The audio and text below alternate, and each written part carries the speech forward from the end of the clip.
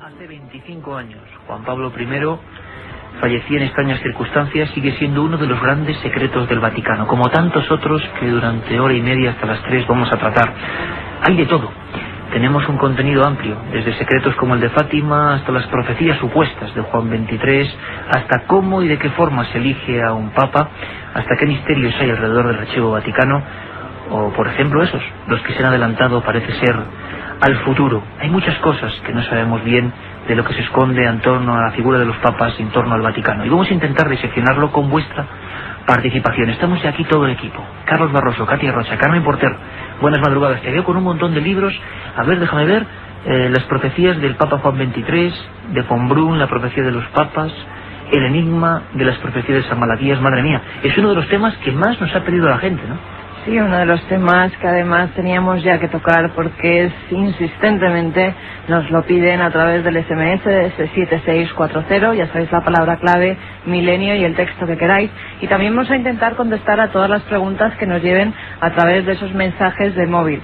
También con nuestros invitados pues intentaremos darle forma a esas profecías, hablar de algunos personajes que no se sabe si fueron leyenda o en realidad existieron, y ver si esas profecías se han cumplido con el paso del tiempo. Yo creo que va a ser interesantísimo porque tiene una ingente cantidad de información. 7640 para desde ya empezar a preguntarnos vuestras cuestiones, vuestras inquietudes directamente relacionadas con el mundo de los papas, con el mundo del Vaticano. Vamos a sortear 3 libros: Misterios de la Iglesia, nunca mejor dicho, editorialidad de Carmen Porter, y daremos los ganadores al final, prácticamente llegando a las 3 de la madrugada, después de este programa que creo que va a ser muy intenso.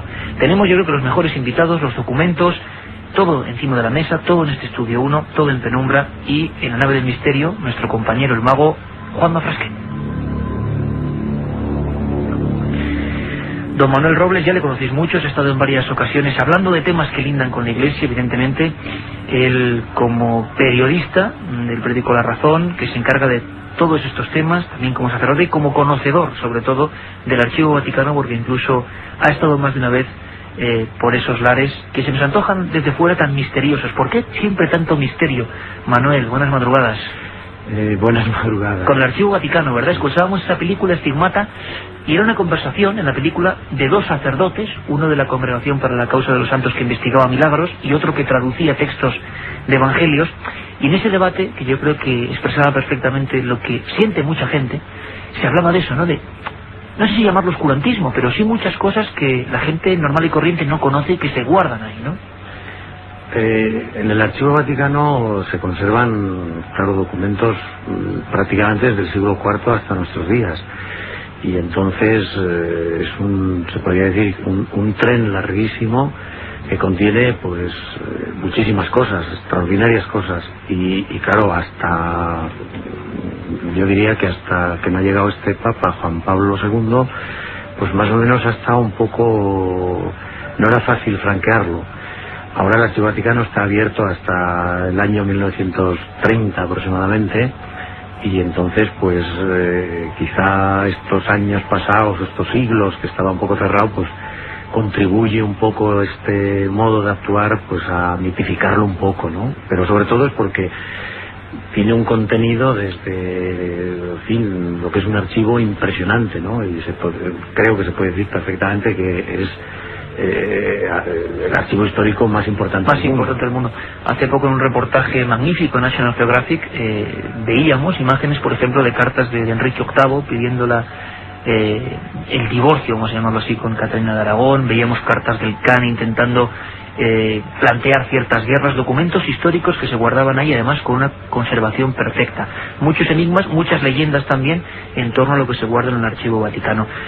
Don Javier Sierra, compañero de este programa, director de la revista Más Allá, buen amigo, que está ahí envuelto en papeles color salmón, casi parecen llegados del Archivo Vaticano. Javier, buenas madrugadas. Sí, buenas madrugadas, sí que. Y estás, bueno, si ahora miramos la mesa, yo creo que todos estamos envueltos de carpetas, papeles, libros. Yo creo que es un escenario bastante habitual cuando llega a estas horas, este día de la semana, el viernes. Inevitable. Mañana, por cierto, ya lo vamos diciendo, adelantando, programa especial de 9 a 11 de la noche, de 9 a 11, tomad buena nota, además con biografías con misterio. Queremos que al 7640, palabra milenio y espacio, nos digáis qué personajes queréis que se traten. Estamos eligiendo ya unos cuantos. Impresionante, para bucear en su mundo y en lo que fueron. Personajes, lo que queráis, lo que os inquiete. Javier, empezábamos con un misterio inquietante y que no nos lleva hasta el medievo. La gente puede decir, caramba, es que en el medievo, claro, pasaban tantas cosas, se ha deformado tanto. Pero el misterio, por ejemplo, de la muerte de este hombre, de Albino Luciani, Juan Pablo I, sigue coleando, ¿no? No se ha cerrado, han pasado 25 años. Han pasado 25 años, se cumplían el pasado 29 de septiembre, que fue la fecha en la que Sor Vicenza, como muy bien decías, asistenta, una monja, asistenta de Juan Pablo I, lo encontró muerto, supuestamente en su cama, que sobre eso hay muchas dudas, ¿no? Pero el misterio sigue coleando porque Juan Pablo I fue un papa muy efímero, fueron 33 días solamente de gobierno en el sillón de Pedro, algo que nadie se esperaba porque era un papa de aspecto saludable y joven, dinámico, pero que, y esa es la parte que le dio más misterio a todo este asunto, que amenazó prácticamente desde el momento en que tomó posesión de su trono en Roma, amenazó con cambiar la estructura de la Iglesia. Hizo una serie de planteamientos que no eran los habituales en un papa, quiso, digamos que acercar mucho la Iglesia al pueblo, replantearse muchos dogmas, y replantearse sobre todo algo que estaba siendo ya piedra de escándalo en muchos lugares, que era la política económica del Vaticano. Así que en medio de sus planteamientos, de sus reformas inminentes, se produce este fallecimiento, y el Papa siguiente, Juan Pablo II, el Papa que tenemos actualmente desde hace 25 años, por lo tanto, en Roma, es un Papa mucho más conservador, que no acomete esas reformas que iban a convertir a la Iglesia en algo muy distinto de lo que es en la actualidad.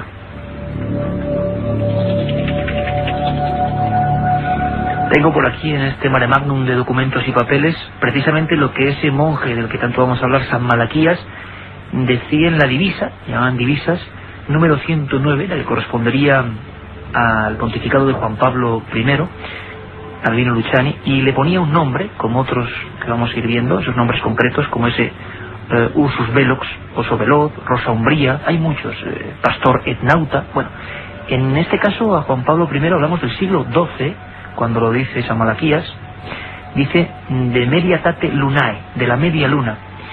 Curiosamente, Javier, el pontífice fue elegido el 26 de agosto de 1978, el primer día del último cuarto lunar, por lo tanto en el cielo aparecía la media luna, la mitad de la luna.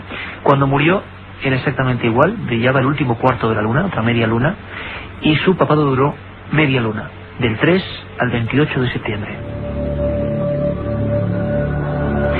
Si os parece, compañeros, amigos, antes de entrar un poco en debate y de empezar a hablar, por ejemplo, de esta primera figura, porque sin duda, a nivel casi político, conspiranoico, como nos gusta también llamar en este programa, el enigma de Juan Pablo I sigue estando ahí, presente.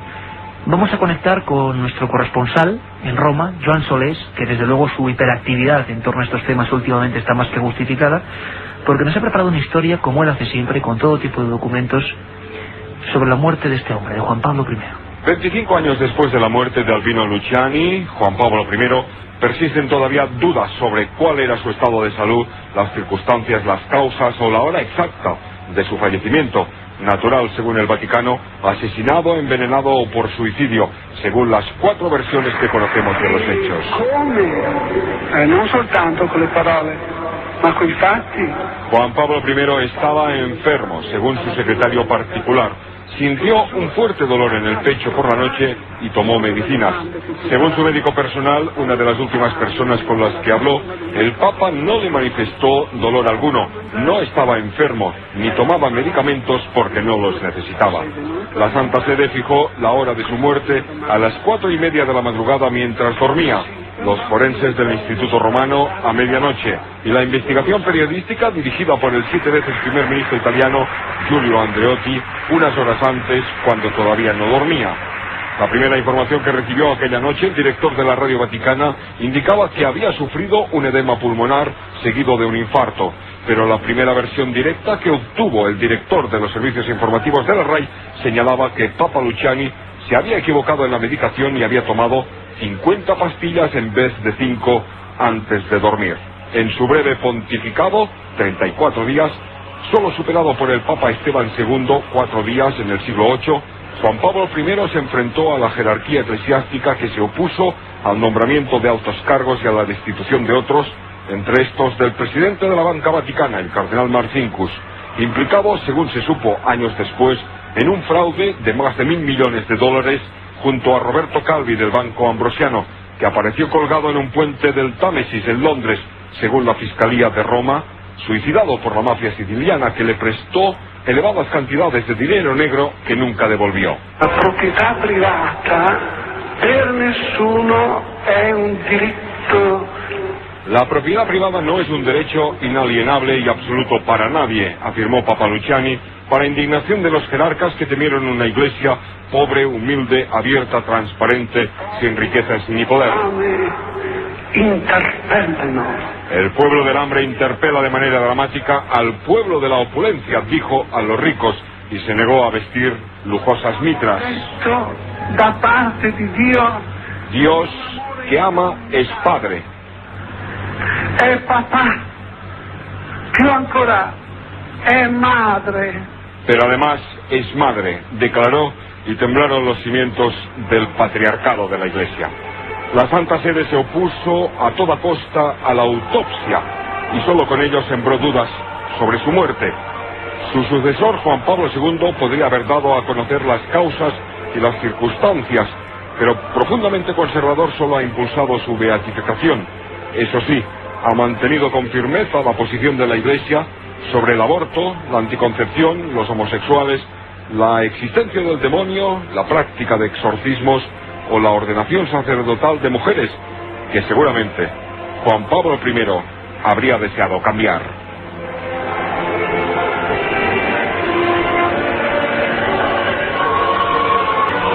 Es la historia de este hombre que se ha convertido por fuerza en un enigma. Javier, ¿querías apuntar algo rápidamente? Bueno, quería apuntar una información que creo que es importante para centrar lo que eran las profecías de San Malaquías y sobre todo su vínculo a Albino Luciani, al Papa Juan Pablo I. San Malaquías decía que iba a haber 111 papas antes de llegar el final de los tiempos.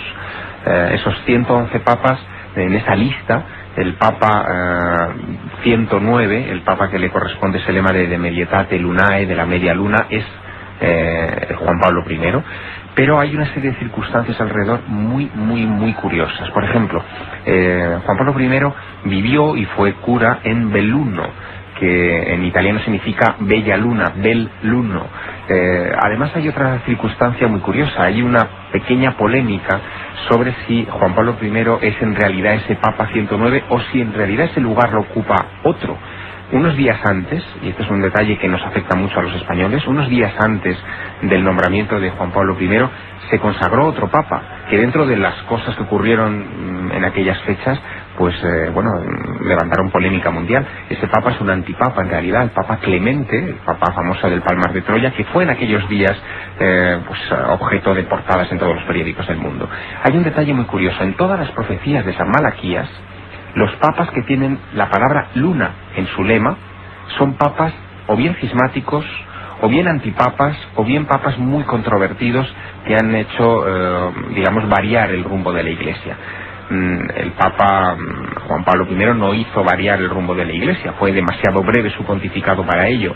Sin embargo, sí hubo un antipapa, que sería este Papa Clemente Domínguez, el último de los antipapas posibles, y la controversia está en si Clemente Domínguez sería en realidad el Papa de la media luna, y por lo tanto Juan Pablo I sería el siguiente Papa, el Papa de Laboris Solis, de los trabajos del sol, y que Juan Pablo II no sería, por tanto, el Papa de Laboris Solis, el Papa 110, sino el último Papa, de Gloria Olivae. Le pone San Malaquías de Gloria Olivae. Y que después de ese de Gloria Olivae vendría el último Papa, Pedro el Romano. Es decir, que estamos en esa duda. Incluso los expertos en profecías, que debaten mucho este tipo de cuestiones, no saben muy bien si decantarse por Juan Pablo I como el Papa 110 o como el Papa 111.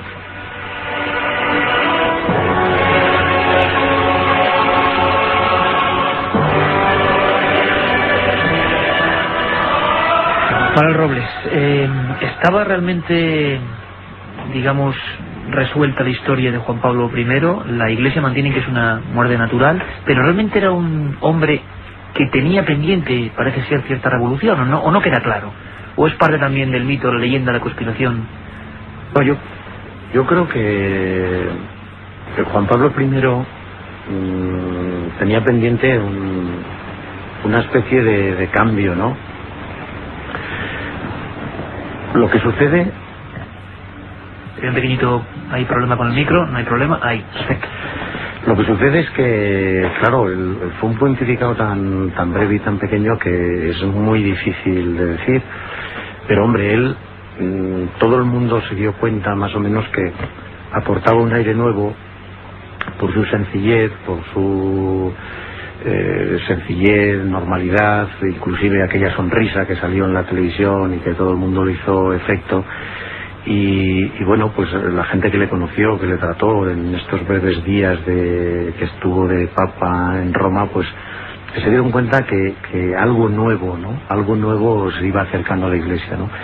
Y posiblemente todos estos temas, nos ha dicho el corresponsal en Roma una serie de temas, pero todos estos temas pues los hubiera abordado, yo diría que con un aire nuevo, ¿no?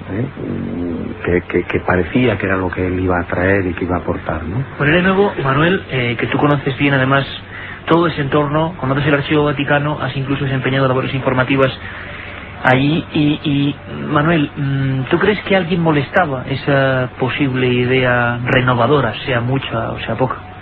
Que podía molestar a alguien, porque claro, se habla, no vamos a ver aquí supuestos culpables, pero desde luego, claro, la conspiración es muy grande y se habla de todo tipo de mafia, se alude en muchos libros, no lo decimos nosotros, lo dicen los libros, a la masonería, pues, que a alguien no le interesaba este papa, y que la teoría, Carmen, que bulle en todos los libros que tú tienes ahí, es el envenenamiento, ¿no?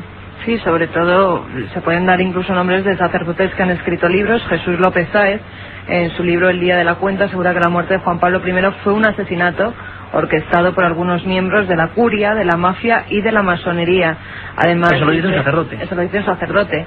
Además, también dice que, en contra de lo que se piensa, a Juan Pablo I se le encontró en la cama con unos folios que serían unas conversaciones con su secretario de Estado, por decirlo de alguna forma, su mano derecha en el Vaticano, que no estaba muy de acuerdo con las renovaciones, las sustituciones que iba a hacer dentro de la curia.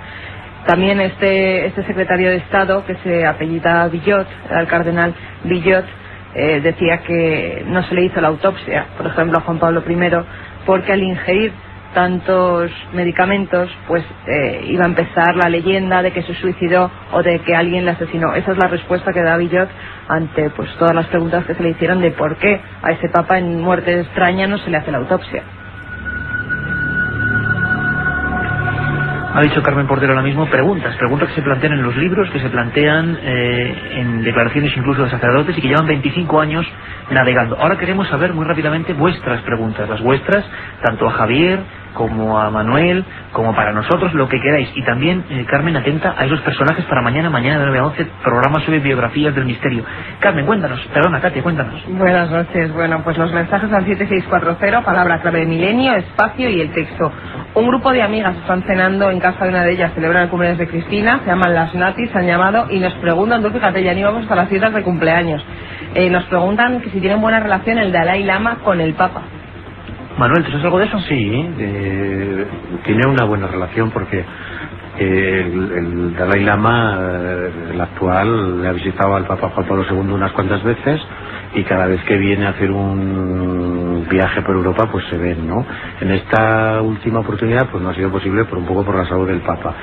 Por otro lado, de la que tanto vamos a hablar en la segunda parte. El Dalai Lama, aparte de ser el jefe espiritual del Tíbet, también es, por decirlo así, una especie de jefe político, ¿no? Y entonces pues las relaciones son muy buenas y son muy cordiales. Más preguntas, Katy. Bueno, pues felicidades a Cristina y que nos sigan escuchando. Y por ejemplo, nos preguntan cuándo el Vaticano desvelará todos los misterios de Fátima. Vamos a hablar de eso en la segunda parte, ¿no? Hablaremos. De hecho, ya están técnicamente revelados. Es decir, los 3 secretos de Fátima se revelaron. El último de ellos fue en mayo del año 2000, coincidiendo con la beatificación de los 2 primeros pastorcillos, de Francisco y de Jacinta, puesto que Lucía es una monja de clausura que todavía vive en Coimbra, en Portugal. Vamos a hablar mucho de ese tema. Tercer secreto, se hablaba de una muerte extraña, de de dolor. Desgraciadamente las profecías llevan mucho dolor. Es una profecía sobre los papas, teóricamente, el tercer secreto, así que... Prepáratelo ahí, Javier, que lo tenemos a punto para después. Antonio de Cádiz nos pregunta si va a haber alguna posibilidad de que haya un papa español. También nos preguntan sobre la papisa Juana y que recomendemos algún libro sobre la vida de Juan Pablo I. Otros oyentes nos preguntan que si de verdad pensamos que el papa tiene tanto poder, que no lo piensa. También nos preguntan por el fin del mundo, de la Iglesia, si el papa tiene algo que ver. Mil cosas. 7640, palabra clave milenio, espacio y el texto que nos quieran poner. El coste de la llamada es 0,60 céntimos de euro más IVA. Carmen, tema de una figura personajes. que se repite constantemente, Nostradamus. San Juan Bosco también, del Che Guevara. Quisiera También. que hablarais de Jacques Bueno, aquí se mezcla todo. Nos pide Juan Antonio. Jacques de Molay. También Rasputín y su influencia en la decadencia del El monje Romanov. loco, Rasputín. Hitler.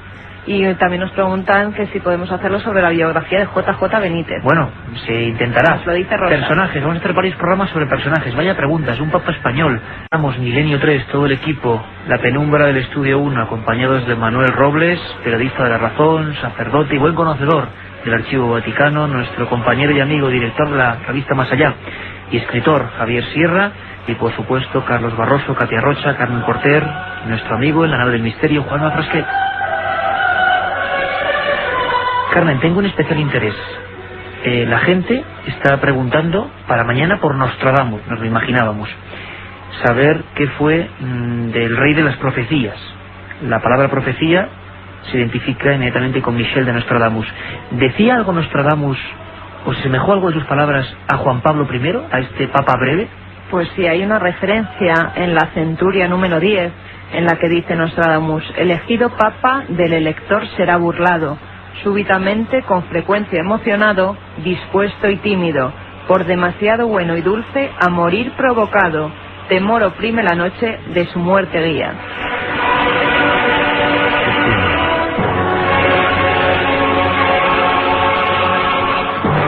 Se decía Nostradamus, por cierto, que se cumplen ahora 500 años de su nacimiento, de este personaje tan singular.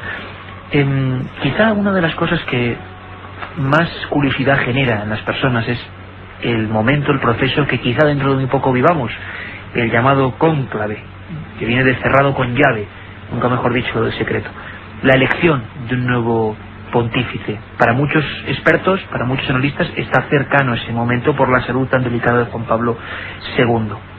Los cardenales del Vaticano, algunos de ellos, opinan cosas como estas. Podría ser cualquiera de ellos. Todos tienen pleno derecho.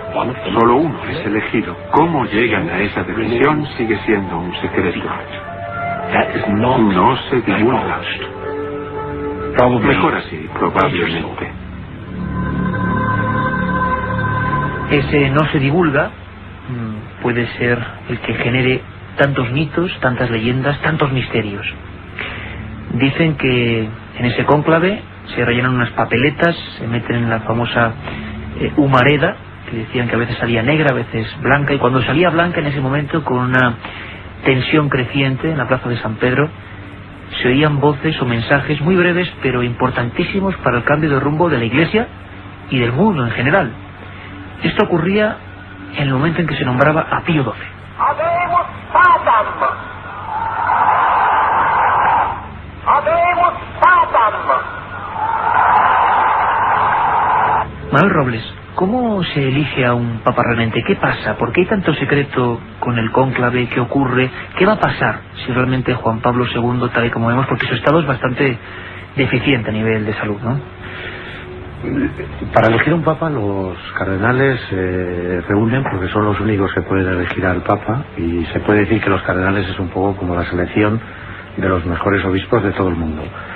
Hasta Pío XII la mayoría de los cardenales, inclusive antes, eran italianos y europeos, italianos, españoles, franceses, más bien europeos. Con Juan XXIII la Iglesia se abre muchísimo y entonces empiezan a abrir los primeros cardenales, por ejemplo, de África, o los primeros cardenales de América del Sur, inclusive también de Asia, de Japón, etcétera. Y después esto continúa con Pablo VI, y ahora pues con Juan Pablo II pasa exactamente igual. En este momento hay 137 y que son de todos los continentes, es decir, de Australia, de Europa, de América, etcétera. y entonces pues bueno, ya la mayoría ya no son por supuesto europeos, se reúnen y entre ellos pues hablan. Desde luego pues claro, es un secreto, que esto todavía no lo sabe nadie, no se ha dicho nunca cómo eligen el Papa, Por ejemplo, hace muy pocos días el cardenal Ratzinger pues hizo un comentario a la prensa, que inclusive la agencia CEN hizo público, donde decía que se habían reunido los cardenales alemanes de habla alemana. No solamente estaban los alemanes, sino había 2 cardenales brasileños de origen alemán, y que bueno, pues habían intercambiado un poco sus ideas de quién podría ser cuando se eligió Juan Pablo I, y hicieron sus comentarios, y bueno, pues más o menos la gente va pensando y tal. Unas veces es así, otras veces pues a lo mejor pues lo mismo que se hizo, que hacen estos de habla alemana, pues lo hacen los de habla española, lo hacen los europeos. Intercambian ideas, más o menos los cardenales se conocen, porque a lo largo, como ha sido en este pontificado, a lo largo de 25 años, pues tienen muchísimas oportunidades, muchísimas ocasiones de acudir al Papa solos por su cuenta y juntos y con el Papa, y entonces más o menos se conocen. La gente no lo sabe, tiene que morir el Papa desde luego para que se... Hay mucha gente que lo pregunta, Carmen, que no lo sabe. También preguntan si podría ser que el próximo Papa fuera español, o incluso que el Papa fuera una mujer, y si no puede ser una mujer, ¿por qué? Sí, bueno, que el Papa pueda ser español, eso es una posibilidad. Es decir, en el momento que hay 4 o 5 cardenales electores, porque solamente los cardenales que tienen hasta 80 años pueden elegir al Papa, aunque sean, por ejemplo, el cardenal de Toledo. Actualmente el cardenal de Toledo pues es arzobispo dimisionario de Toledo, pero debe tener 77 o 78, y si en estos días o en este año o en el año que viene pues muriera el Papa, pues sería un cardenal elector. Entonces un español que es cardenal pues puede ser elegido, ¿no? Entonces, ¿quién puede ser el Papa? Pues esto es que esto es muy difícil. Y se está hablando, se están preguntando, Manuel, al 7640, con Milenio, por cierto, no lo he dicho yo antes, sorteamos 3 libros de misterios de la Iglesia, que tenemos los ganadores al final. 7640, Milenio y Espacio, ¿no? 7640, palabra clave Milenio, Espacio, y el texto que deseen tanto preguntas relacionadas con el tema que estamos tratando esta noche, como personajes que quieren que tratemos mañana. Están llegando, eso sobre todo, por ejemplo, el tema de los españoles, si es posible, si no es posible. No, la posibilidad la tiene un español, como la tiene un francés, o como la tiene un alemán, o como la tiene, por ejemplo, un australiano, porque esa posibilidad, por el hecho de ser cardenal, puede elegir y puede ser elegido. Ahora, que sea un español, pues hombre, decir ahora que sea un español es que eso es muy difícil. Tercer mundo sale constantemente en las preguntas, Manuel. Tercer mundo. Bueno, normal, porque es normal. Por ejemplo, la mayoría del catolicismo en número está en el tercer mundo, es decir, está en América Latina, en los grandes países como es, por ejemplo, Brasil o México. Pues el que sea un papa de habla española, por ejemplo, de América Latina, pues hombre, hay muchas posibilidades, porque la mayoría de los católicos ahora están allí. Entonces eso es un punto de referencia. Luego, pues hay otra posibilidad de que sea del tercer mundo, que pueda ser a lo mejor un africano. Pues todos nos damos cuenta del abandono que tiene, por ejemplo, en estos momentos la política de los 7, de los 8, de los 10 grandes sobre un continente tan grande como es África, que está tan abandonado. Pues el hecho de que tiene grandes cardenales, por supuesto, algunos de ellos que viven en África, otros algunos que residen en Roma, en Italia, y que sea un Papa negro, pues también esa es una posibilidad. Papa negro, otra de las grandes preguntas, ¿verdad? Una de las preguntas que repite Papa constantemente, negro. Además acabamos de recibir uno, ¿podría ser el próximo Papa además, negro? Uno de los temas que más preguntas desde que tenemos el sistema de SMS, más se pregunta, ¿habrá un Papa negro? Vamos a responder, a intentar responder, a acercarnos, por supuesto, responder son palabras mayores, más viendo que todos son secretos, absolutos secretos. Carmen preguntaba o decía o hacía alusión a un mensaje que hablaba de Papa mujer. A mí me gustaría, antes de pasar, por ejemplo, a nuevas profecías y nuevas historias alucinantes en torno a los papas, que nos contaras un poco, Carmen, esa historia de la papisa Juana.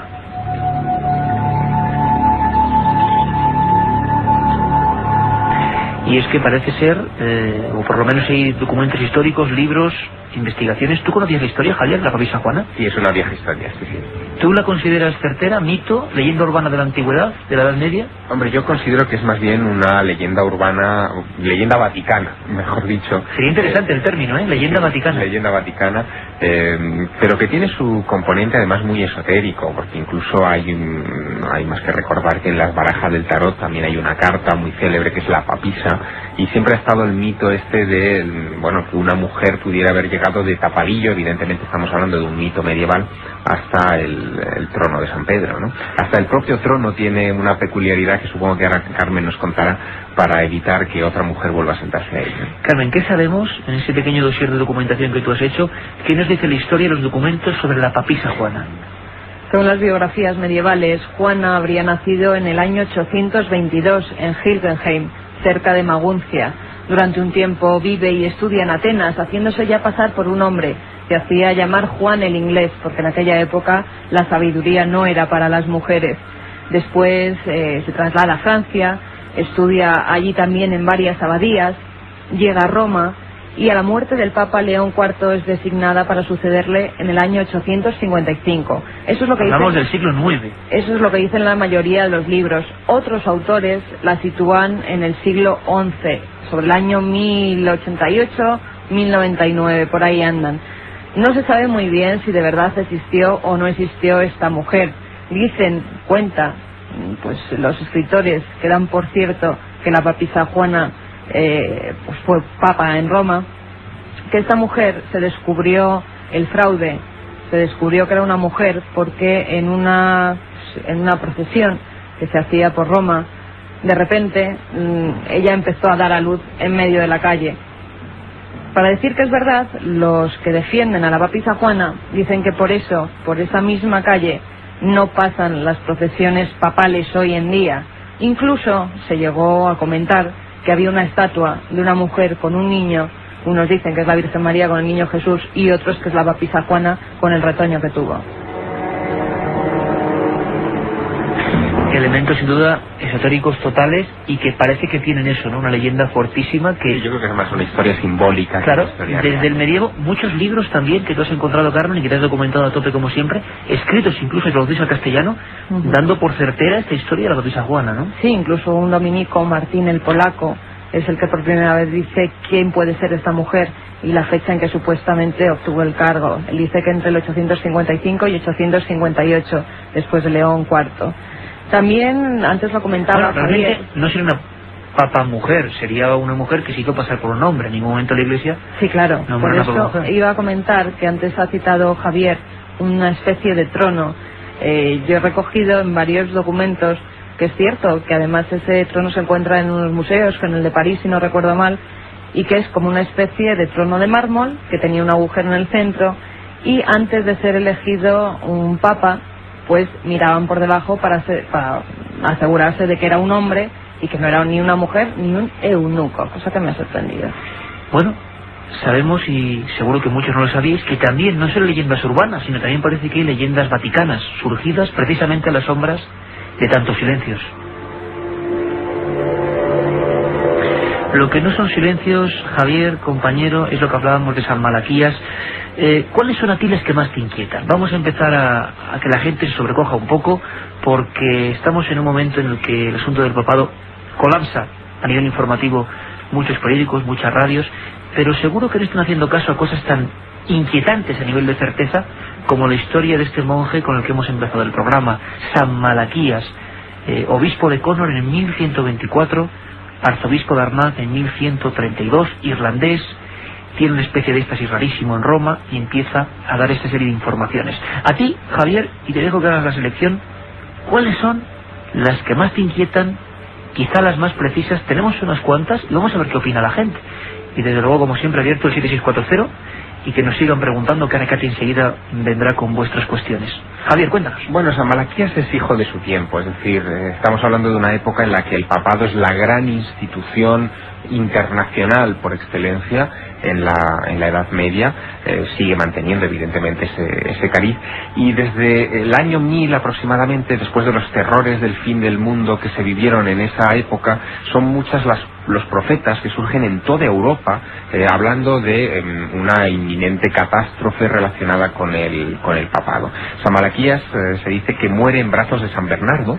Ahí es nada, el fundador, o bueno, digamos el que después redactaría la norma de los templarios, y en brazos de San Bernardo parece que le reveló algo. El propio San Bernardo escribe una vida de San Malaquías y sin embargo en esa vida de San Malaquías no aparece ni rastro de las profecías. Tenemos que esperar al siglo XV para que nos lleguen esos 111 lemas papales, y algunos son sorprendentes, algunos... Para que nos entendamos todos, Javier, 111 papas según San Malaquías, que quedarían hasta el fin de los tiempos. Perfecto.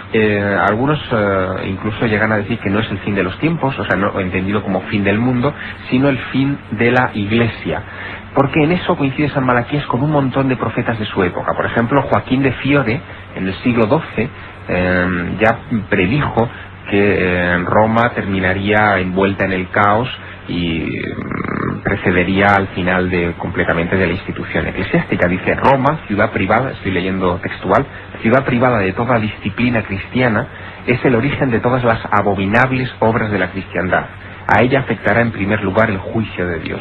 Parece que se repite en muchas profecías lo de un final destructivo hacia Roma y hacia el Vaticano, ¿no? Incluso un detalle curiosísimo que se repite en profecías del siglo XII, XIII, XIV, XIX, incluso del siglo XX, que hablan de que en un momento determinado no habrá papa en Roma, que durante un periodo de unos meses, algunos de ellos incluso dan el número de meses precisos, el mundo quedará descabezado, al menos en cuanto a la jerarquía cristiana.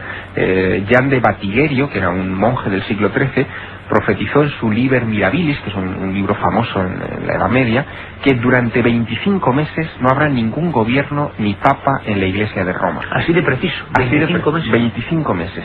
Otros posteriores, Nicolás de Flus, que es otro profeta de la época y también otro clérigo, precisa también abunda en este dato, y Don Bosco, en el siglo XIX, ya anunció por carta al propio Papa Pío IX que cuando aparezca una luz brillante en el cielo, en medio de una batalla, se producirá un evento, digamos, luctuoso. El Papa y una parte de su séquito abandonarán el Vaticano, dejando tras de sí, ojo al dato, porque esto se repite en otras profecías de las que hablaremos esta noche, una plaza cubierta de muertos y heridos. Esa imagen, ese arquetipo se repite, como dices, demasiadas veces. Profecías, más que profecías, augurios del futuro. Por ejemplo, hablábamos a Ángelo Roncalli y a Juan 23 le ponía pastor etnauta, ¿no, Javier? Sí, pastor y navegante. Claro, fíjate, lo de navegante es muy curioso, porque lo de pastor se sobreentiende, ¿no? Como pastor de la Iglesia, pero lo de navegante es muy curioso porque él fue patriarca de Venecia, y es un lugar, evidentemente, donde se necesita la navegación prácticamente a diario para desplazarse por los canales, por las calles de agua de la ciudad. Por lo tanto, esa alusión a un papa navegante aplicado a alguien que tuvo bajo su jurisdicción esa ciudad hermosa de Venecia, pues no deja de ser una coincidencia muy precisa, ¿no? Divisa 108, Flos Florum, correspondería a Pablo VI, Juan Bautista Montini. Dicen que su santidad ofició la misa de Navidad en la Catedral de Santa María de las Flores de Florencia. El recinto fue adornado con una gigantesca flor de lis. Y su escudo tiene 3 flores. Exacto. Es curiosa esta precisión. Habría algunas incluso más inquietantes. Antes hablábamos de rosa umbría, de oso veloz. Por ejemplo, tenemos por aquí, había una que era muy inquietante, que era León XIII, 1878-1903, Lumen in Caelo, luz en los cielos. Precisamente el escudo nobiliario era una estrella fugaz. Sí, parece que San Malaquías, cuando hizo sus profecías... ¿Por qué se centró en esos elementos, no? Claro. Escudos, nombres, profesiones incluso anteriores. Exacto. Sobre todo se centraba, o al menos todas las profecías parecen abundar, en 3 ejes clave de la vida de un papa, lo cual nos puede dar una pauta para interpretar estos últimos lemas que quedan por cumplir. Las 3 partes clave eran la cuna, es decir, el lugar de nacimiento, el apellido del Papa, el apellido civil, digamos, el apellido del mundo del Papa, y el escudo. de ese pontífice. El último lema, por lo tanto, que queda por cumplir es ese de Gloria Olivae, la gloria del olivo. Sí, el último. Claro, Gloria Olivae. Ahora mismo es todo susceptible de interpretación, pero fíjate, si partiéramos de la hipótesis de que Juan Pablo II es de Gloria Olivae, con aquello de incluir al Papa Clemente que contábamos antes en la lista de los papas, que sería bastante incluir, ¿no? Que sería bastante incluir, pero fíjate qué elemento hay de olivo en la vida de Juan Pablo II. A primera vista, Gloria Olivae viene de Polonia, por lo tanto allí no es el árbol, el olivo, una cosa muy típica, pero de Gloria Olivae, la gloria del olivo, o el olivo en la gloria. Fíjate en un detalle que ha aparecido estos días en la prensa. Se está hablando de que el Premio Nobel de la Paz se puede conceder a Juan Pablo II. Es uno de los candidatos más firmes a este premio, que se anunciará en los próximos días. Bien, si le dieran ese premio a Juan Pablo II en el momento de gloria, en el momento de la cima de su carrera, ahí tendríamos el olivo. El símbolo internacional de la paz es una paloma con una rama de olivo en el pico.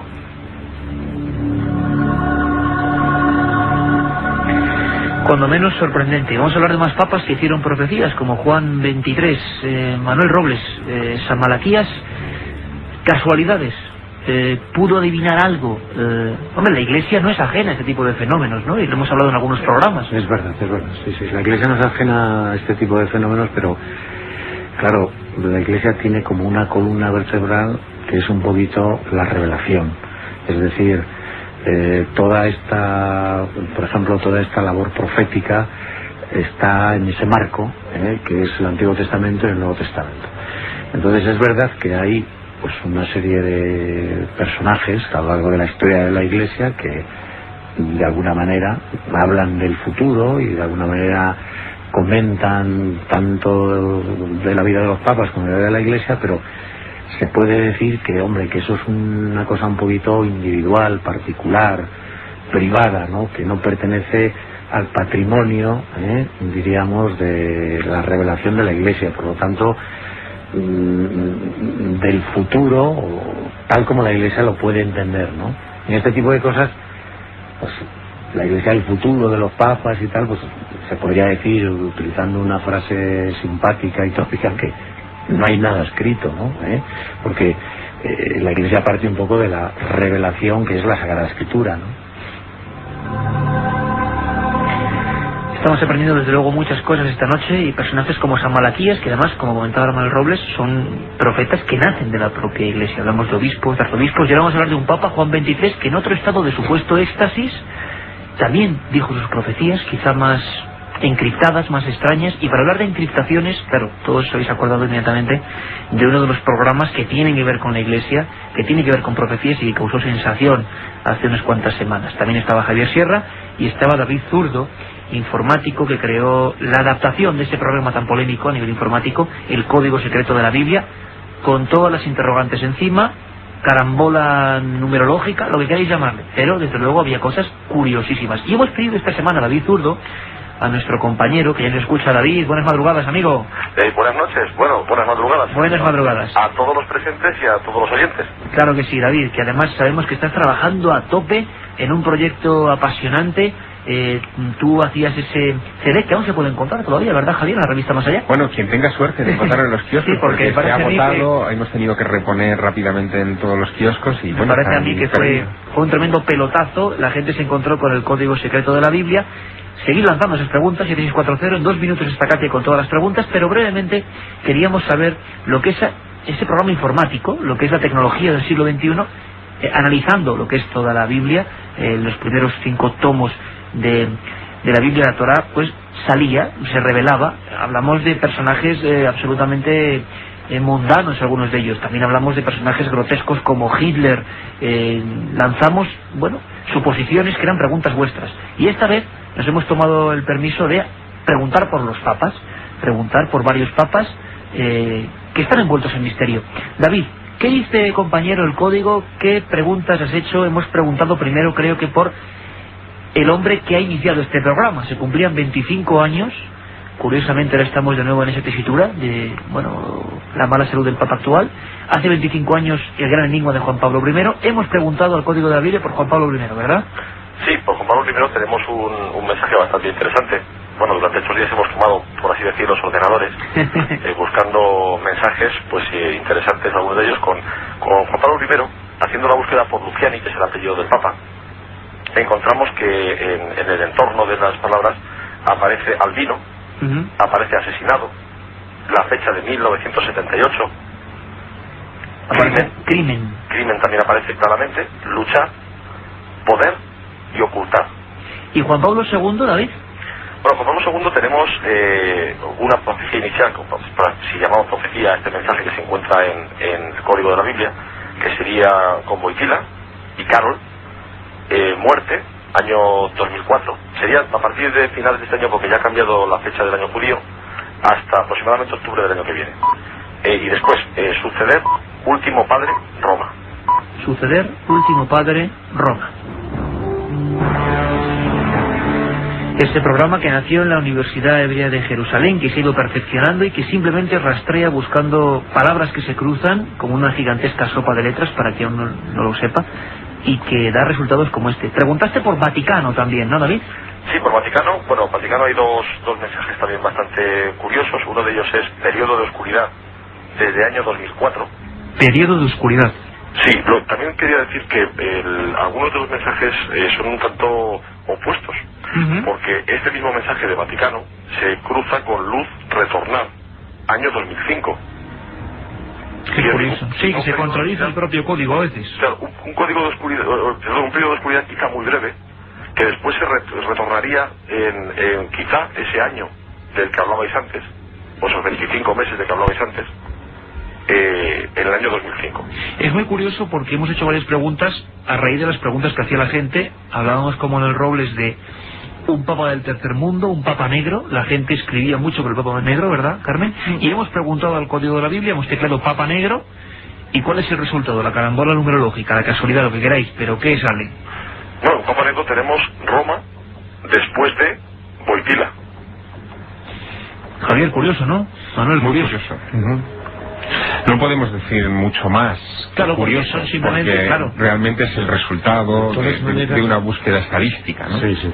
De todas maneras hay un cardenal negro, se llama el cardenal Arinche, nigeriano, a los 38 años obispo, converso del Islam al catolicismo a los 16, hijo de un importante jefe de tribu, estudioso de Oxford, y que tiene 74 años, y que es un gran experto además en ecumenismo, en religiones, y uno de los hombres quizá a lo mejor no muy conocido por los medios de comunicación, pero uno de los hombres de confianza de Juan Pablo II. ¿Su nombre, Manuel? Se llama el cardenal Arinche.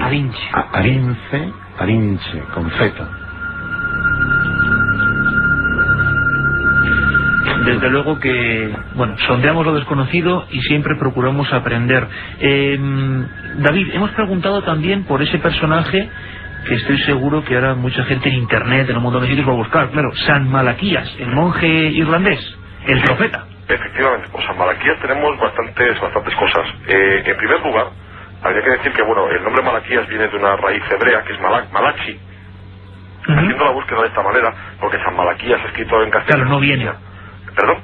Que San Malaquías directamente no será ningún resultado, ¿no? No es que no salga, es que tampoco tendría mucho sentido la búsqueda, porque no es, digamos que no tendría la palabra en español, las dos palabras en español, San y Malaquías, una representatividad lógica. ¿Y adaptándolo al hebreo qué salía entonces? Sí, adaptándolo al hebreo tenemos un primer mensaje que es profecía verdadera, que continúa con último padre romano, y siempre se eso, Perdón, sí. No, le comentaba ahora mirando a Javier Sierra aquí en el estudio que siempre eso, ¿no? Último padre romano, siempre hay una sensación como de estamos cerca del último papa, ¿no? Sí, es una cosa muy curiosa porque es algo en lo que han abundado pues prácticamente todos los profetas, ¿no? Insisto, desde la Edad Media hasta ahora, en torno al segundo milenio. Quizá la sensación de todos estos personajes era que como no hubo el fin en el primer milenio, lo tenía que haber necesariamente en el segundo. Es decir, que no haya más explicación que esta especie de reacción psicológica. Pero no deja de ser curioso cómo todos abundan, incluso los propios papas. Hay una visión poco conocida pero muy intensa, muy interesante, de Pío X, que la tuvo estando en el Vaticano en 1909, tuvo un desvanecimiento y cuando se recuperó de ese desvanecimiento comentó que había tenido una visión. Y te leo la declaración porque es muy significativa. Dice: acabo de ver algo terrible que no sé si me sucederá a mí o a mi sucesor. Ni a él ni a su sucesor le pasó lo que después diría. Lo único que puedo decir con certeza es que llegará un día en que el Papa abandonará Roma, de nuevo otra vez ese elemento, y para ello tendrán que llevarle, por estar enfermo, pasando por encima de los cuerpos muertos de sus cardenales. Se refugiará de incógnito, lejos de Roma, y poco después fallecerá de muerte cruel. San Malaquías, creo, David, que había algún elemento más incluso referido a la oscuridad en Roma, ¿no? O algo por el estilo. Sí, esta mezcla de profecía verdadera y último padre romano, además incluye el número 112. 112. Qué curioso, claro. Sería ese 112 del propio... aparece el 112 en el área que cubre cuando buscamos por San Malaquías, adaptado al hebreo. Por último, David, vamos a irnos con Pío XII, que es un papa importantísimo, que bueno, cumple un papel ahí muy fuerte en el momento en que Europa se desmorona, guerra. ¿Qué sale en Pío XII? Pío XII ha sido un papa muy controvertido, para muchos pues amado y para otros odiado. Y realmente yo, al hacer las búsquedas, he intentado, no he intentado ser bondadoso, entre comillas, es decir, he buscado lo peor que podría aparecer, y sin embargo, lo que aparece no se cruza con nazi, que es una palabra muy corta, muy fácil, sería muy fácil que se cruzase con ella, y en cambio aparece proteger Roma de la maldad, hombre santo, inocente, holocausto, y luego, como curiosidad, por hacer la prueba, no se cruza con el nombre Hitler, pero sí casi con el nombre Hitler, porque sería con la partícula Hitler sin la R final. Curiosísimo. Don David Zurdo, siempre rodeado de ordenadores, siempre investigando en torno al código secreto de la Biblia y arrojando algunas conclusiones tan inquietantes como estas. Gracias, compañero David, un abrazo muy fuerte. A vosotros, un abrazo a todos.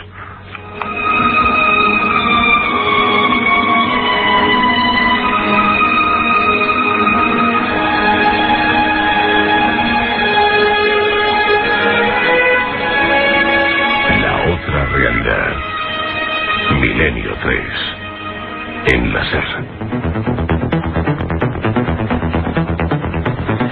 2:36. Decíamos, quizá, hombre, el verbo no sea muy adecuado, diseccionando misterios que tienen que ver con el Vaticano, con los papas, y en un momento importante, acercándonos, como nos lo habéis pedido, a todo lo que rodea en torno al misterio, que son muchas cosas, nos van a quedar muchas en el tintero, lo haremos en otra ocasión. Asuntos de los papas, fíjate, Papa Negro, lo pide la gente. A mí me sorprende mucho, Carmen, cómo la gente siempre se adelanta, incluso en nuestras propias peticiones, ¿no? Siempre en oyente, siempre alguien que envía un mensaje y que dice esto, y justamente dan la diana, ¿eh? La verdad es que sí, es que nuestros oyentes están muy puestos en los temas que tratamos en Milenio 3, y ahora Katia pasará a hacer un montón de preguntas que nos han llegado a ese 7640. Katia, vienes ahí con un montón de preguntas. Que el tema interesa y mucho, porque es impresionante la cantidad de mensajes que nos están entrando al 7640, palabra clave milenio, espacio y el texto. Por ejemplo, José nos pregunta si es verdad lo que nos están contando sobre la enfermedad del Papa y que por qué mienten sobre ello, que qué intereses hay. ¿Es verdad, Manuel, lo que nos estás contando? ¿O hay una cierta, hasta lógica, diría yo, nube de silencio? Sí. Hombre, yo creo que así como cuando Pío XII, por ejemplo, que recuerdo un poquito, mismo Juan XXIII, que también pues se decía o lo que tenía, Pablo VI, Juan Pablo I, bueno, pues ahí está un poco lo que hemos dicho un poco esta noche, pero Juan Pablo II está apareciendo casi todos los días o cada 2 días o 3 en la televisión, y se le va viendo cómo va evolucionando, ¿no? Claro, hoy en día es imposible. Claro, es que tal. Entonces, pues más o menos se va viendo, todo el mundo va viendo al Papa, ¿no? Cómo está y cómo va evolucionando. O sea que, hombre, a lo mejor a lo mejor pues hay alguna cosa precisa en medicina, lo que sea, pues quizá pues una cosa de esas a lo mejor no se vive, pero vamos, que se está viendo. En otros momentos a lo mejor al Papa se le veía cada 15 días o cada un mes o cada 2 y era mucho más difícil, pero ahora se ve perfectamente. Hoy en el siglo XXI vamos segundo a segundo con cada información. Seguimos, Katia. Otro oyente nos pregunta que si ha habido algún papa que ha tenido estigmas. Papa con estigmas.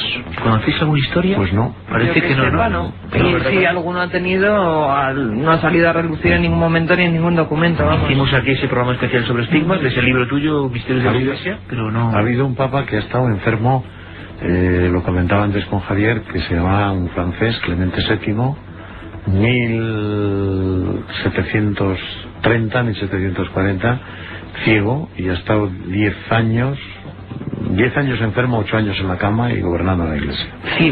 Ciego y enfermo en la cama. Curiosísimo. Bueno, también nos preguntan si San Malaquías predijo el intento de asesinato de Juan Pablo II. Parece que no hay constancia sobre ello. No, porque San Malaquías lo único que dejó fueron los lemas, es decir, no una explicación, no un mensaje, no una cuarteta o un poema como en el caso de Nostradamus, sino simplemente esos lemas en latín, generalmente de 3 palabras. Por lo tanto, todo lo que venga alrededor de un intento de asesinato, así son interpretaciones del lema, pero San Malaquías no dijo absolutamente nada de Yo eso. creo, Javier, que solo da un nombre que es al final de todos, que es Pedro el Romano. Y da una frase muy apocalíptica que también habla de la destrucción de Roma, es decir, que volvemos todos a esa especie a ese final de obsesión milenarista que volvemos a encontrar, que no se nos olvide hablar esta noche, en los mensajes de Fátima. Mensajes de Fátima, claro que sí. Bueno, Herminio García de Oviedo nos pregunta que qué puede tener que ver el Opus Dei en la muerte de Juan Pablo I. Nadie sabe, no contestan, ¿no? No, hombre, yo creo que nada. Bueno, nada, no sé si nada. Sería ya demasiados tentáculos, ¿no? Claro, no sé, es una cosa. El tema es que verdaderamente es un cajón tan impresionante hablar de Juan Pablo I Claro. en los últimos momentos, que se puede meter a todos. Es el ejemplo vivo de lo que es la conspiración. Es decir, nunca para, es una bola de nieve que sigue y sigue, y es interesante a veces ver cómo los oyentes, claro, lo llevan hasta las últimas circunstancias, ¿no? Nos Seguimos. preguntan también que qué es un antipapa. Hemos dicho que Juan Pablo I era un antipapa, que qué es un antipapa. ¿Qué es un antipapa, Javier? Que tú lo has comentado personalmente. Sí, serían los papas cismáticos, es decir, ha habido momentos en la historia en los que ha habido incluso 2 papas conviviendo, entonces hay un papa legítimo y un antipapa. Bueno, también nos dicen que necesitamos un papa o papisa tolerantes con la homosexualidad, el aborto, la eutanasia. Sois estupendos, esto lo dice Selene de Lorca, pues muchas gracias. También nos preguntan que si el papa falleciese, ¿cuánto tiempo tardarían en designar al nuevo papa? Lo pregunta. ¿Se sabe eso, Manuel? Es decir, ¿hay un proceso o unos días reglamentarios entre la muerte y...? Sí, hay un periodo de aproximadamente que son unos 15 días, y entonces lo que se tarda en elegir el nuevo papa es, digamos, en lo que tardan los cardenales electores en hacerlo. O sea, ahora pues normalmente no ha sido mucho tiempo, en cuestión de una semana con Pablo VI fue así. Históricamente a veces ha habido meses. Meses porque pues por las circunstancias históricas y políticas y tal estaban muy mediatizados los cardenales, es decir, los cardenales dependían a veces por ejemplo de Austria, de Hungría, de España, y entonces pues era muy complicado la elección. Por eso tantas veces ha caído sobre italianos, pues porque eran los más cercanos, desde luego. Eran los más cercanos, pero sobre todo era gente, Italia hasta 1800 y pico no estaba reunificada, es decir, no existía como nación, y todos los demás cardenales pertenecían a los grandes imperios. Entonces pues claro, había muchos intereses y por eso a veces se tardaban meses, ¿no? Es decir, que inclusive a veces los emperadores urgían que cuanto antes, porque claro, no había vacío de poder, ¿no? Exactamente. Un montón de preguntas, Kate, quizás rápidamente ya una... Mira, por ejemplo, Juan Jesús hace sus propias cábalas y nos pregunta que si es cierto que uno de los nuevos cardenales españoles elegidos ha nacido en Jaén, la tierra del olivo. Pues no lo sabemos ahora mismo. Eso bueno, el último, uno de los cardenales que se llama Julián Herranz, desciende de Jaén, su madre es de Jaén. Yo creo que él ha nacido en Madrid, él es un médico y bueno, pues estudioso del derecho, etcétera, etcétera, y Juan XXIII lo nombró el presidente, bueno, que comenzó en una comisión a trabajar de derecho y tal, y entonces ahora con 73 años pues le han hecho cardenal. Y su madre, porque conozco a un primo suyo, por eso lo sé tan cierto, su madre es de Jaén y su padre es de Cuenca. Alucino personalmente, y le doy nuestra palabra, con la sapiencia, no solo de los invitados, sino de conocimiento de los oyentes, ¿no? Que preguntan cosas tan concretas y tan milimétricas. Sería complejo un poco. Bueno, 7640, palabra clave milenio, espacio y el texto que nos que firmen los mensajes, porque darás los 3 ganadores de Misterios de la Iglesia, ¿no? Exactamente, Misterios de la Iglesia, editado por Edad y escrito por Carmen Porter. Carmen, por cierto, la mencionada. Más personajes, estamos cogiendo ya seguro Nostradamus, seguro Jack el Destripador, seguro Conde Drácula, sale mucho. Drácula nos lo piden constantemente. Marimar también nos pide a Nikola Tesla. José Antonio de Almería, felicidades por el programa. Para mañana podéis contar algo sobre la vida de Gilles de Reis. Saludos equipo de Milenio 3, nos dice Óscar Santiago desde Pamplona. Me gustaría que hablaseis mañana de Leonardo da Vinci y de Cristóbal Colón. Personaje que te gusta, Javier. Los dos. Sí, los dos. Personaje para mañana, Dalai Lama. Nos dice otro amigo, Carlos Oliveira Silva. Hola, ¿el famoso cardenal de D'Artagnan tendría algún fundamento en la historia? Bueno, vamos a ver. Preguntas también sobre Jack el Destripador, Alberto desde Salamanca, o la monja que cuando dormía se trasladaba a América antes de su descubrimiento oficial. No recuerdo su nombre. Hombre, Javier ¿cómo se llamaba? Bien. Sor María Jesús de Ágreda.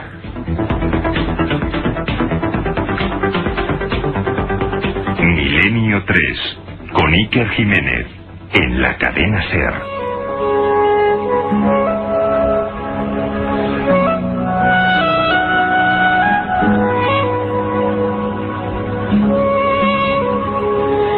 Tenemos que hablar de Fátima, del secreto, los secretos de Fátima, que parece que también son ciertamente proféticos, de lo que dijo Juan XXIII, con esas profecías lanzadas en un estado también, dicen, en Turquía, concretamente en Estambul, estado de éxtasis, siempre unidos, estados alterados de conciencia y profecías que parece que se cumplen. Pero antes de eso, si me permitís unos minutos para volver a entablar conversación rápidamente con Joan Solés, porque estábamos recibiendo muchas preguntas constantemente de cómo es, qué hay de cierto, qué no hay de cierto, por qué ahora mismo el mundo está un poco inquieto con el tema del Papa, cómo es la salud actual en este momento de Juan Pablo II. Escuchamos a nuestro compañero Joan Solés. Hoy el Papa Carlos Calo y Voltigua está enfermo, sufre Parkinson, padece las secuelas del atentado y de las 2 intervenciones quirúrgicas posteriores en el abdomen. Le fue extirpado un cáncer benigno hace unos 10 años, nunca se ha recuperado del todo de la rotura del fémur derecho y de la luxación en la espalda, además tiene dificultades de vista, oído y habla. No puede caminar y queda postrado en una silla de ruedas, aunque mantiene íntegra su capacidad intelectual. En estas circunstancias comprende incluso que la muerte puede estar cerca, y a ella se ha referido en varias ocasiones, la última el pasado martes en Pompeya.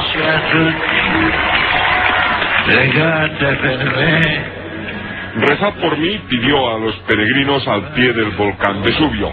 Por ello, además, ha adelantado 4 meses el consistorio y el nombramiento de cardenales que deberán formar parte del cónclave que elegirá en su día a un futuro papa en la Capilla Sistina, a pesar de que el arzobispo español Manuel de Monteiro de Castro, nuncio de la Santa Sede, considere que ello nada tiene que ver con la salud del papa.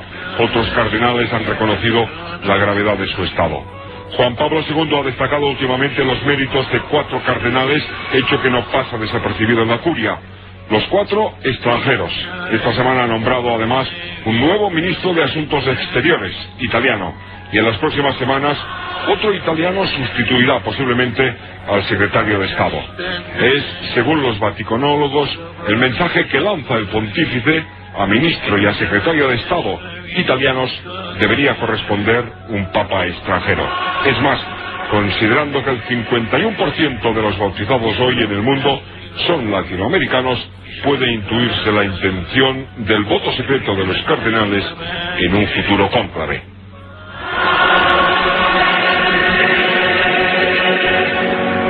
La benedizione di Dio Onnipotente, Padre, Figlio e Spirito Santo, discenda su di voi e con voi rimanga sempre.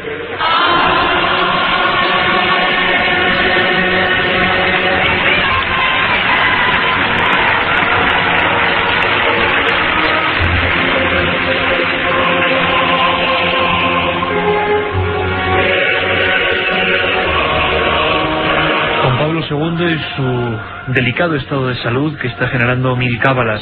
Por cierto, Javier, que tenemos noticia de última hora, lo de Gloria del Olivo ya no va a poder ser, ¿no? Parece ser que el Premio Nobel de la Paz acaba de ser hace nada concedido. Ya ha sido concedido a una abogada, jueza, profesora, escritora y activista iraní llamada Shirin Ebadi. Por lo tanto, la hipótesis de Juan Pablo II como Papa de Gloria Olivae quizá haya que aparcarla otro buen rato. No era entonces... Quedará entonces Juan Pablo II como de laboris solis. Claro, es que de laboris solis es un lema que que tiene muchas acepciones. Por un lado, los esfuerzos del sol, que se podía aplicar a Juan Pablo I porque de laboris solis también podría aplicarse a un eclipse o a un sol que le cuesta mucho salir y que dura poco. O de laboris solis puede ser aplicable a un papa como este que tenemos, Juan Pablo II, expansionista, brillante, como pocos en la historia. Pero en todo caso, Javier, sería una profecía mucho menos certera que las otras que hemos visto, que eran clavadas, ¿no?, en el escudo de armas, ¿no? Menos certera porque están más susceptibles, son más susceptibles de interpretaciones diversas, claro. Más a nivel de Nostradamus. Y también son susceptibles las de Juan XXIII. Se cuenta la historia de que en 1935 dicen que en un ritual de iniciación Rosacruz, bueno, hay muchas teorías, la mayoría es del escritor Pierre Carpi, ¿no, Carmen? Autor de ese libro, por cierto, Juan XXIII. Angelo Roncalli, un hombre con fama de, bueno, lo hablábamos antes a micrófono cerrado, de bonachón, el papa del pueblo, tiene un estado de éxtasis, un estado curioso, y parece ser que, bueno, dice una serie de cosas que luego se fueron cumpliendo. Algunas son francamente curiosas, curiosísimas, sobre varios papas que vendrían, y por ejemplo sobre hechos concretos de la historia. Hay una que se, digamos, relaciona con la bomba atómica. Escuchadme atentamente. La dice en 1935. Dice Juan XXIII, o supuestamente dijo Juan XXIII: la gran arma estallará en Oriente, produciendo llagas eternas. La infame cicatriz no se borrará jamás de la carne del mundo. Mas antes de sus palabras de ciencia verdadera, el secreto del arma que destruye las armas. Vendrá entonces un tiempo de paz, y el nombre de Alberto se inscribirá en la lápida. El autor Pierre Carpi piensa que hace referencia a estallar en Oriente, Hiroshima, enfermedades incurables que, con una cicatriz que no se borra, siguen afectando a mucha gente, y Albert, no hace falta decirlo, pues Albert Einstein, ¿no?, que decían que fue uno de los padres teóricos, ¿no?, entre comillas, de ese letal invento. Muchos se referían a Stalin, al nazismo, a Juan Pablo II, al Estado de Israel, pero como siempre bastante difusas. Sin embargo, hay algunas que nos sorprenden. Año 35, escuchad lo que dice Juan XXIII en torno a lo que para muchos es el concepto de muro de Berlín. Dice: Europa está dividida. Hablamos de 1935. Un pequeño muro, una gran vergüenza. Hay una cosa aquí que no entendemos bien, no sé si vosotros tendréis alguna. Hallarán a la mujer de Lutero, ¿sabe?, al alba, a pies del muro que divide Berlín, y para la erección del monumento será derribado el muro. Europa después se unirá con Europa. Era un personaje curioso, Juan XXIII. Sí, Juan XXIII, hombre, era una persona querida, cariñosa, cercana. Él era un historiador, había sido secretario del obispo, de su obispo, y le mandaron a estudiar a Roma, y luego, pues sin él pretenderlo, le hicieron diplomático. Le mandaron a Bulgaria. Terrenos bastante hostiles en la época, ¿no? Exactamente, sí. No había relaciones diplomáticas con el Vaticano, y ahí hubo un pequeño problema con la hija de Boris, que era el rey de Boris II, que era el rey de Bulgaria, y entonces lo desplazaron a Juan XXIII hacia Turquía, y bueno, estando en Turquía fue cuando el embajador de Turquía en Francia habla con De Gaulle de un buen sacerdote que conoce, simpático, agradable, cariñoso, cercano, porque en ese momento el nuncio en Francia pues tenía muchos problemas con la política francesa. Habían sido italianos y había pequeños o grandes problemas de, por decirlo así, de política entre el Vaticano y la República Francesa, la Quinta República Francesa. Y el Papa Pío XII, que lo había mandado a Turquía un poco, pues lo llama y lo hace nuncio, y allí es donde Juan XXIII, Angelo Roncalli, pues consigue cambiar un poco, diríamos, da un cambio a la política vaticana como nuncio.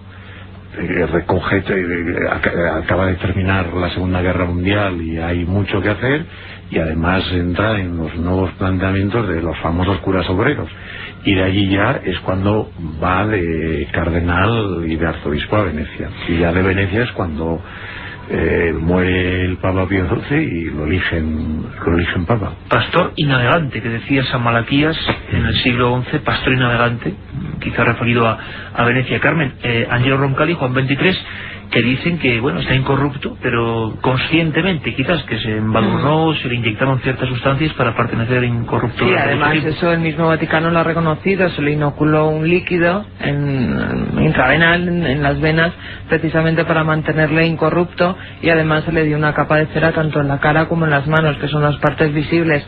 La última vez que lo sacaron por Roma, toda la prensa, todos los fotógrafos, pues pudieron tomar imágenes de Juan XXIII, y no es que estuviera incorrupto, es que le han mantenido incorrupto.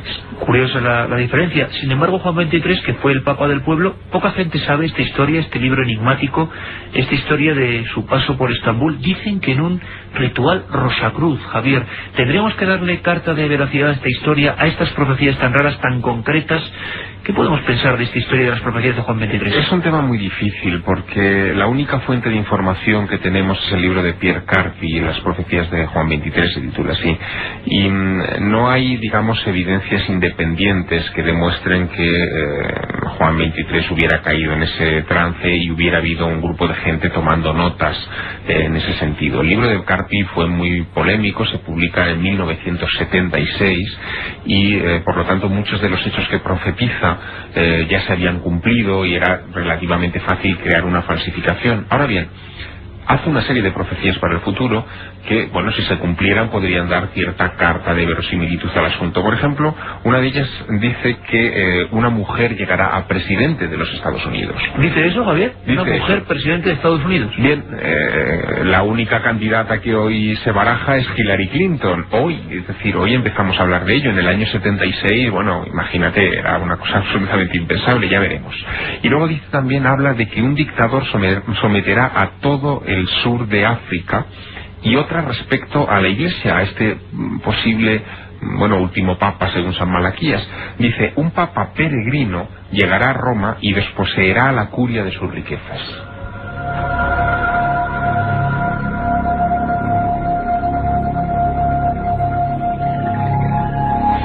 Lo que parece que va a ser muy difícil, Javier, es tratar el tema de Fátima. Tocamos el fenómeno de Fátima, pero el secreto va a ser difícil. Pero bueno, para que todo el mundo lo entienda, antes de que Katia diga las últimas preguntas de los oyentes, la imagen se repetía en ese tercer secreto de Fátima, el Papa caminando entre cardenales, entre gente muerta. Es otra vez la misma historia desde el siglo XII hasta 1917, cuando se producen estas apariciones, y bueno, Lucía recoge este secreto. En el secreto que revelan en el año 2000, el texto habla de cómo un obispo vestido de blanco, que identifica con el Santo Padre, acompañado de sacerdotes religiosos y religiosas, suben una montaña empinada con muchísimo esfuerzo. Llegan a la cima, donde hay una gran cruz, y antes de llegar a ese lugar cruzan una ciudad que está en ruinas, llena de cadáveres, muchos de ellos son miembros de la curia. Cuando llegan a la cima, le asesinan a ese obispo vestido de blanco, esa es la visión de Fátima, con armas de fuego y con flechas,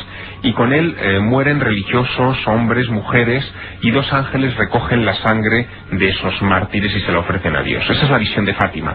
La visión de Ratzinger, o los intérpretes modernos de ese texto de Lucía, es que en realidad era un anticipo de lo que sería el atentado contra Juan Pablo II en mayo, el 13 de mayo, el día de las apariciones de Fátima de 1981.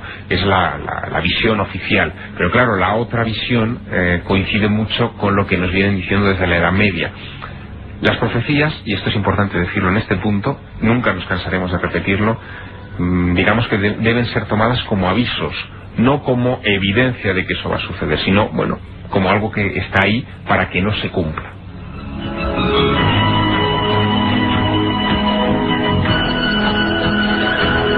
Hemos buceado por 1001 secretos, como decíamos al principio del programa, en esa película Stigmata, un lugar misterioso, umbrío, lleno de cosas todavía por contar. Katia, prácticamente algunas preguntas y los ganadores, ¿no?, de esos 3 libros de Misterios de la Iglesia. Sí, pues por ejemplo, Juan Pedro Andreu de Elche nos pregunta que qué hay de tan secreto en la Biblioteca del Vaticano. Bueno, eso tiene para otro programa, ¿no? Estamos de acuerdo. Yo creo que todo tipo de documentos que no han salido nunca a la luz. Haríamos unos cuantos Milenio 3 con los secretos de la Biblioteca Vaticana, ¿no? Bueno, pues Juan Pedro Andreu es uno de los variadores del Milenio. Se dice que en la Biblioteca del Vaticano hay secretos que podrían destruir a la propia Iglesia. Eso me interesa mucho. Por lo menos ese argumento para más de una película, ¿no? Secretos que se guardan ahí a buen recaudo.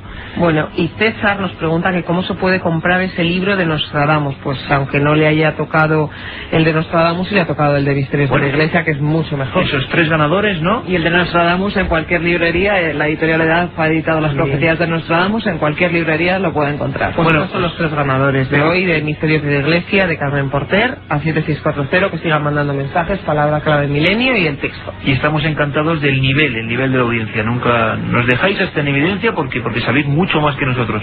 Eso desde luego. Nosotros estamos aquí para preparar los programas y que todos disfrutemos con documentos, con voces y con opiniones como las de Javier Sierra y Manuel Robles, que por supuesto, como siempre, ha sido un auténtico placer. Carmen, personajes para mañana, yo no sé, va a haber 3 o 4 que son clave, ¿no? Sí, sobre todo los más votados. Nostradamus, Jack el Destripador, Drácula, también nos piden Alejandro Magno, Teresa de Jesús, Juana de Arco. Y es curioso, Hitler y su relación, fijaros, es curioso, con el esoterismo. De eso muchísimos oyentes quieren que hablemos, de Hitler y el esoterismo nazi. Que se acuerden, mañana, programa de 9 a 11 de la noche, especial. Hablaremos sobre personajes que nos habéis pedido. Y como siempre también, Iker, nos volvemos a ver los domingos de madrugada de 3 a 4 aquí en Milenio 3. Bueno, mañana especial, personajes de la historia. Seguiremos haciendo especiales de este tipo, algunos muy siniestros, ¿no? Nostradamus, Hitler, Jack el Destripador y Vlad Tepes el Empalador. Madre mía, menuda selección, la selección del terror. Os dejamos con los informativos y con todo el equipo de Mara Torres. Un abrazo.